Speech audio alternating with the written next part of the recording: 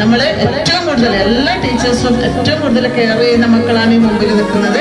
അപ്പം ലോക ഭിന്നശേഷി ദിനത്തോടനുബന്ധിച്ചിട്ട് ഒരു സ്പെഷ്യൽ അസംബ്ലിയാണ് ഇവിടെ നടക്കുന്നത്.